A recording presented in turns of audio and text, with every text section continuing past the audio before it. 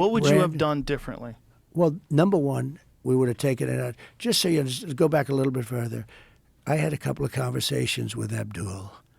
And from the time I had those conversations, because they were shooting our soldiers, with the sniper stuff, they were shooting a lot of them. They were shooting a lot with Obama, much less with me, but they were shooting them. And I said, get this guy on the phone. The press went nuts when they heard this.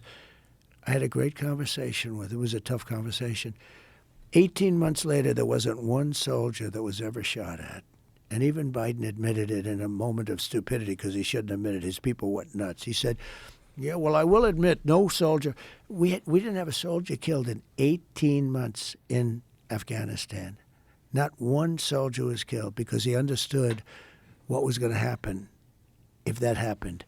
I didn't have one soldier. Then when I left, after having gotten more votes than any sitting president in the history of the country and much more votes than I got in 2016, when I left, they started shooting our soldiers.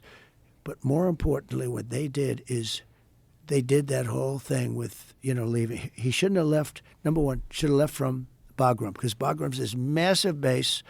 It's got tremendous acreage around it, tremendous. It's a very big, it was built many years ago. And part of the reason you wouldn't have taken that is because it goes to China. 1 hour from where China makes its nuclear missiles, you should have never left Bagram. Number one, they should have left from Bagram. They should have left last. They should have got, we have Americans that are still there. They should have taken all their equipment out. Everything, every plane, every screw should have been taken out, every tent. And I said that's when I realized that Millie was a dummy. I said, we're leaving, but I want to get everything out. Sir, it's cheaper to leave it. I said, what do you mean cheaper to leave it? Yeah, he said it's cheaper to leave it. That was cheaper. Cheaper. He said it's cheaper. Sir. Not more dangerous. He just said cheaper.